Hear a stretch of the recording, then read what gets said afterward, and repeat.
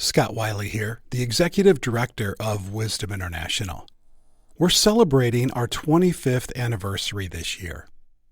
What began as a radio program in a single city has grown into a global ministry now in 16 languages.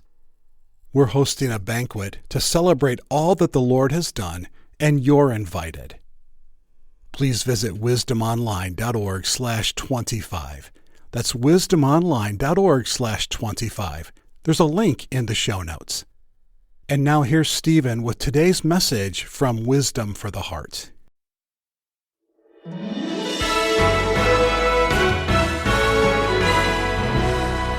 The soldiers said that Goliath has come down to defy Israel in verse 25.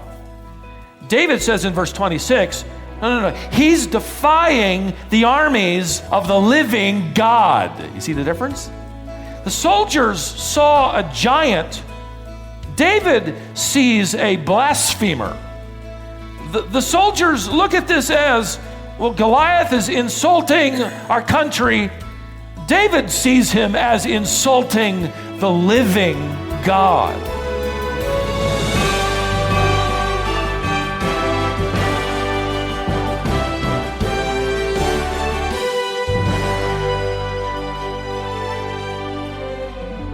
Ask the average person on the street about David and Goliath, and you'll probably get a fairly decent retelling of the outcome of the story.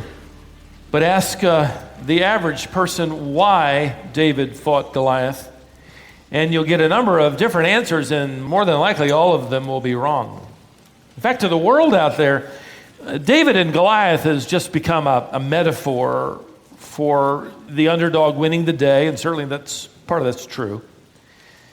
This is a little shepherd boy who's defeating the great Goliath. In fact, the name Goliath will simply become a title, and it has today, for tackling some gigantic problem or obstacle. And if you act just like David and have enough faith in yourself, you'll win against all your giants too. Even the church has sort of turned David and Goliath into some sort of therapeutic manual, whether it's fighting the giant of low self-esteem or bankruptcy or a bad boss or a bully down the street. This passage actually will expose a national slide toward apostasy. This has nothing to do with low self-esteem. A nation has forgotten God and really doesn't care about his name anymore. That's the context. A nation has wanted a king like all the other nations, and they have one now, and guess what? They're fighting all the other nations like those nations fight. The accent of this passage actually begs the question, what's really worth fighting for? What's worth risking your life to do?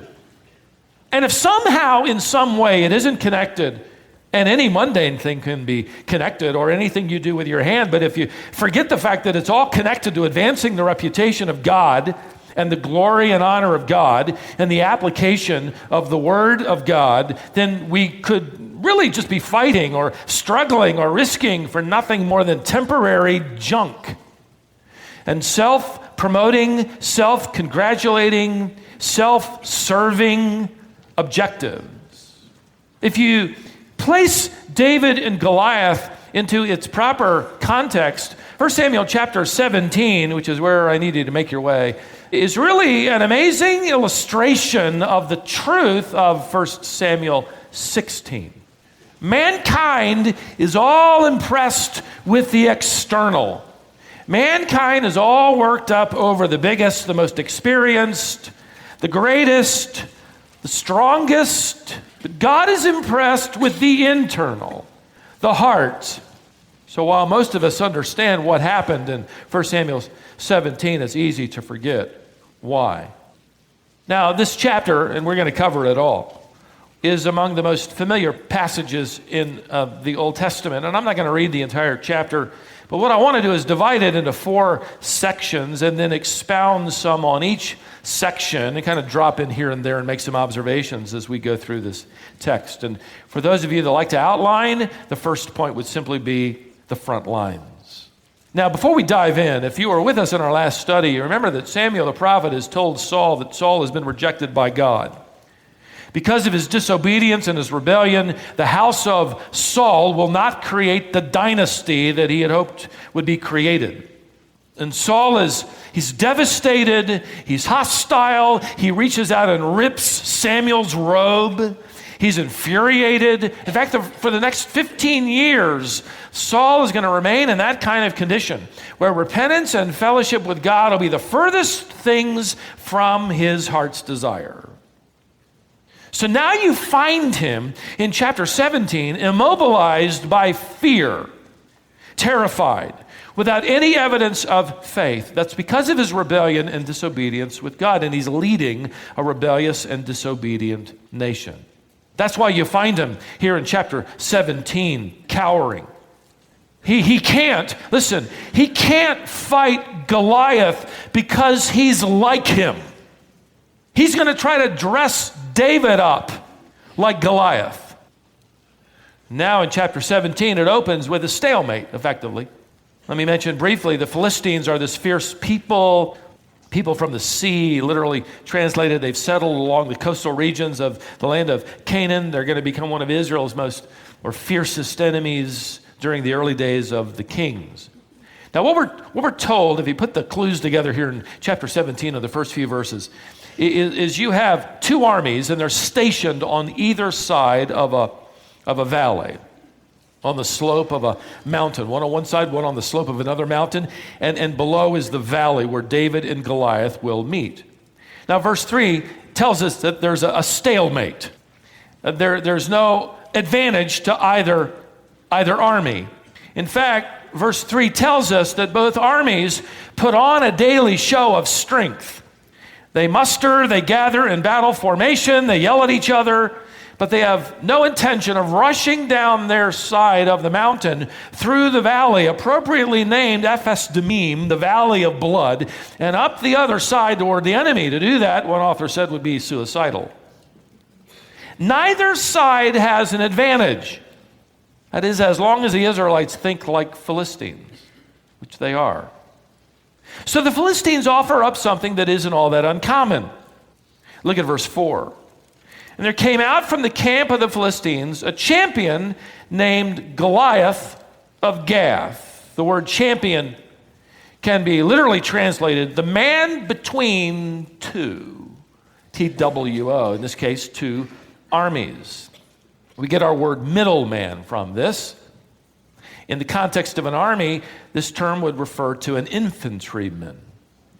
One of my commentators who lived more than 100 years ago wrote that under these circumstances there seemed no way of deciding the contest apart or except by what they called single combat. It's possible that Israel would have agreed. They didn't seem to disagree with the concept of it all. The trouble is, the Philistine soldier they put forward just so happens to be gigantic. Now, Samuel, the author of these accounts, part of the challenge, by the way, as you go through these books, is they're not all chronologically in order. He's dropping in to give us a narrative and then another narrative, and you'll find some things happen before the others. But according to this particular account, and he'll flow along chronologically until the end of the chapter, and I'll make mention of that later, but he wants us as readers to feel the terror of this giant. In fact, Samuel's going to spend more time describing him than the actual battle between David and Goliath. Notice verse 4. His height was 6 cubits and a span. I had enough time this week to look that up. That means he's 9 feet, 9 inches tall. Pretty tall guy. The Lakers would sign him in a heartbeat. He could dunk the ball standing still. He's one huge fighting machine. Verse 5. Samuel describes his helmet of bronze. He's armed with a coat of mail. The weight of the coat was about 5,000 shekels of bronze, about 125 pounds. This was a shirt. It would have come down to his knees. It was made of small bronze plates that resembled fish scales. It allowed for protection, and it allowed for freedom of movement, assuming you could move wearing a shirt weighing 125 pounds, which evidently Goliath could do. Verse 6, He's wearing bronze sheaves. These are shin guards. They would have begun just below the kneecap where the coat of mail ended and go all the way down to his ankles. He's got a javelin slung between his shoulder blades. He's got a spear with an iron spike at the end of it that weighed about 25 pounds, just the head of it. That would hurt. He's got a sword that's not mentioned until a little later, and the Hebrew word indicates the sword is a small curved sword like a sickle, perfect for cutting off heads. All of his weapons are designed for hand-to-hand combat. He's effectively covered from head to toe with bronze. So get the picture. The sun shining on him would have reflected off Goliath like a mirror. It would have made him all the more terrifyingly intimidating and fierce. For 40 days, when everybody musters and they, yell their war chants in their college songs, he comes out and he offers this single combat. Look, verse 8, I'm a Philistine. You are the servants of Saul. Choose a man for yourselves. Let him come down to me. Let's settle this. If he's able to fight with me and kill me, then we'll be your servants. He's also a big liar because when he dies, the Philistines run. They don't surrender. But if I prevail against him and kill him, then you shall be our servants. Now, all of Israel then is standing on their slope, their side of the mountain toward this valley of blood, and they're dismayed and they're terrified. And you think, oh, come on, what a bunch of sissies. Get with it. I mean, isn't it easy to be brave when you know the rest of the story? Or when you're not involved? Reminds me of Bill Walton, who once said, I learned a long time ago that minor surgery is what they do on the other person. When they do it on me, it's major. Hey, look, a cavity is major for me. I don't know about you. But at this point in the narrative, the scene kind of shifts a little bit just to let us know how David showed up at the front lines in the first place.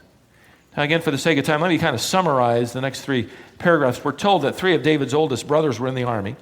It's been more than a month since they drew up in battle lines, and Jesse, the dad, wants a report. So he sends David off with some cheese and stuff for the commander to see what's happening. The word you could use for this scene that begins to unfold is the word fear.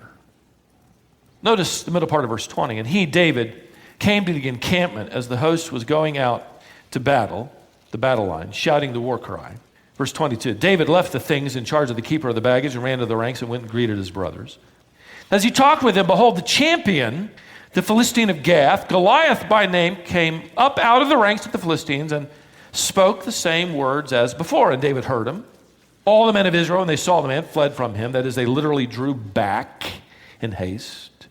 By the way, keep in mind, David doesn't know if this is the first time Goliath has said these things or the 41st time. He's in the dark, which makes it all the more remarkable that he responds like he does after hearing of the first time. The men in the ranks, next few verses sort of fill in the blanks, that they tell him what's going on, and then they tell him that the king has promised 3 things to any man who takes Goliath on and wins. Verse 25 tells us there are 3 prizes. Riches, it's 1, not a bad start. The king's daughter's hand in marriage, and the family estate of the father, the text says, will be free. The word free is the Hebrew word hapsi, which is more than likely a reference to the family and the family estate being free from any kind of taxation. That's what we're dying over, isn't it? Right there. Now for David, this is really the ultimate quick path to fame and glory. In fact, this is what his brother's going to say he's all about anyway. He can, this is better than a lottery ticket. He gets rich. He doesn't have to pay taxes. And he marries the king's daughter, and he's now in the royal family. This is great. David evidently isn't really all that interested because his response has a totally different perspective. In fact, if you look at verse 25 and compare it to verse 26, you realize the soldiers refer to Goliath as this man. Notice that? Have you seen this man? David refers to him in verse 26 as this uncircumcised Philistine. Long way of saying he's an unbeliever. The soldiers said that Goliath has come down to defy Israel in verse 25. David says in verse 26, no. He's defying the armies of the living God. You see the difference? The soldiers saw a giant. David sees a blasphemer. The soldiers look at this as, well, Goliath is insulting our country. David sees him as insulting the living God. So David is effectively asking, hey, doesn't the glory of God matter? Does this bother anybody? Doesn't following the true and living God make any difference out here for any of us? See, none of them were willing to fight Goliath because they didn't really want to risk anything, for the honor of their country. David is about to risk everything because he's willing to fight for the honor of his God. See, the problem out here, ladies and gentlemen, is not a military problem. It's a spiritual problem. Their eyes, at this point, are on Goliath. David's eyes are on God. Now, about this time, verse 28, Eliab effectively dresses his little brother down. He says, why? Anger was kindled against him. He said, why have you come down? And with whom have you left those few sheep in the wilderness? A reminder, you're just a shepherd. Who do you think you are, is effectively what he's saying. And let me tell you who you are, in case you're wondering. Notice, he says, I know your presumption and the evil of your heart, for you have come down to see the battle. You could actually translate that Hebrew phrase, you have come down to be seen in the battle. You just want to be in the picture. You're talking tough, but you just want to be seen with us. David basically ignores Eliab and refuses an invitation to verbally fight his brother. He basically responds by saying, what have I done? Was it not a word? In other words, all I did was ask a question. And I agree, by the way, with one commentator who wrote that Eliab was David's Goliath before David ever got to Goliath. Goliath will express ridicule and contempt for David, but Eliab does effectively the same thing here. Maybe for you, one of the greater challenges in living for the glory of God is the people closest to you think you've lost your marbles. One commentator said David actually contended with 3 Goliaths. Kind of an interesting thought. Eliab, who says, you're just an arrogant backwoods shepherd. King Saul, who will later say, you're just a child. And Goliath, who will say, you're dead meat. It's in the Hebrew language. David ignores them all. And he repeats this theologically rich statement that Goliath out there in the valley of blood is doing nothing less than taunting the living God. David's words eventually make it up the chain of command. I don't know how long it takes. It gets up to the top brass. The first scene then would be the front lines. The second scene, fear. This third scene, I just want to title Folly. Look at verse 31. When the words that David spoke were heard, they repeated them before Saul, and he sent for him. I love this. David said to Saul, let no man's heart fail because of him. Your servant will go and fight with this Philistine. And Saul said to David, you're not able to go up against this Philistine to fight with him. You're but a youth. That is, you're inexperienced. He's been a man of war from his youth. Again, Saul is measuring size with size. He'll measure armor with armor. He's thinking like a Philistine. And he effectively says, look, back up to the tent wall there and let me get up my ruler. And Saul is 9 feet, 9 inches, and you're coming in at about 5'3". You can't even see over his belt buckle. I don't think he wants to embarrass him, but he effectively says, you got spunk, but you're way over your head. He's been fighting as long as you've been alive. David, instead of saying, well, I didn't know he was that tall, I didn't know he had that kind of experience, basically says, well, let me tell you what God's done for me in the past. That becomes a foundation for what I believe God can do in the future. And so he then tells him the stories that we won't read for the sake of time, but he recounts the experiences that he had as a shepherd, delivering a sheep from the lion and the bear with nothing more than his rod. That was an interesting weapon, but just his rod, maybe his sling. Now here's the point, verse 37. The Lord who delivered me from the paw of the lion and from the paw of the bear will deliver me from the hand of the Philistine. In other words, if God can use a shepherd to rescue a lamb from the jaws of a bear, he can just as easily use a shepherd to rescue the nation from the jaws of a giant. See, to David, Goliath is just a big bear. I can do this. And by the way, did you notice the humility here? He isn't going on and on about how he did it and how he maneuvered and the bear and how big the bear was and the lion and you should have seen it and I did all this and that and all the details. And think of it. What shepherd has a bear rug? David did. And you'd think you get around David like you get around some fisherman, and that fish was this big. Those antlers on the wall, whatever. Let me tell you about my exploits. Now, the point of it is David says, this is what God did. He delivered me. See, David is effectively taking Saul to Sunday school. Listen, Saul, the issue isn't how big Goliath is. The issue is how big God is. You remember him? Saul, do you remember him? I can imagine in that tent it was quiet. You remember him? He has defeated armies with a word. He's pushed over walls with an invisible finger. He's backed up walls of seawater with his breath. You remember him? Saul does remember. Sort of. In fact, with some element of conviction, he says to David in verse 37, the latter part, okay, go.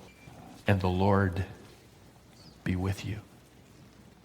If you put a period there in Saul's biography, you'd have thought, oh, maybe he's going to come around. That's great.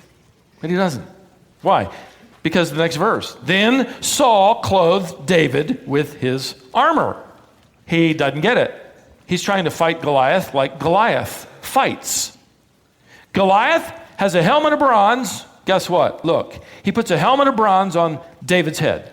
Goliath has a coat of mail, so he clothes him with a coat of mail. Goliath has a sword. Here, David, here's my sword. This is absolute folly. Saul is trying to make David like Goliath. David responds in verse 39, I cannot go with these, for I have not tested them. The Hebrew verb for tested means to try. I haven't tried these out with the nuance of, I'm not used to these. I don't have experience with these. I haven't spent my time practicing with swords and coats of mail and wearing bronze helmets. This isn't going to work. See, the truth is it should have been Saul going down there to fight Goliath. It's his armor.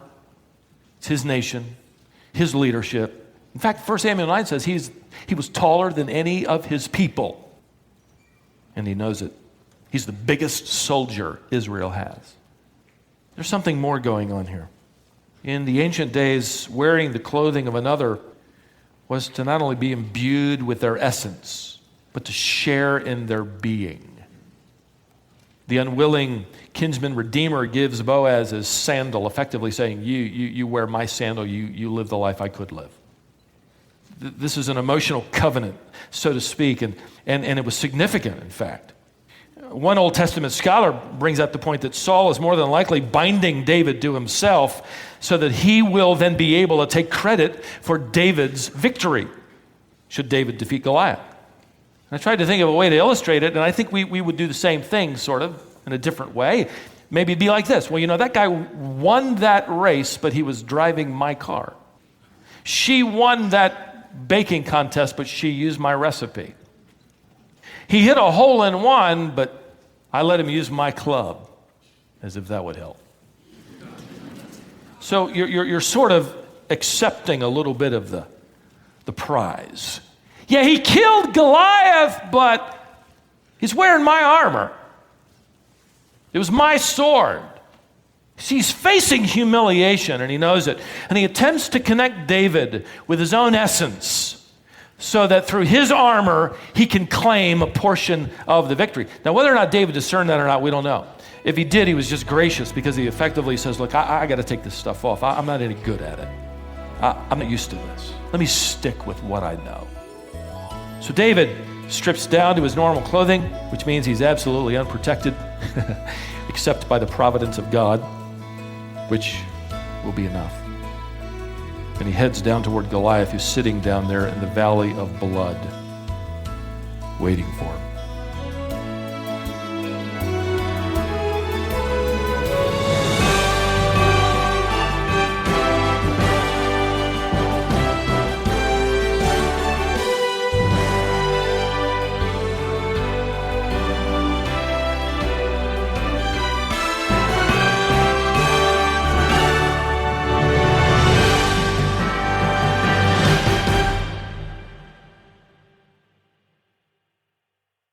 That was Stephen Davey, and this is Wisdom for the Heart, a production of Wisdom International.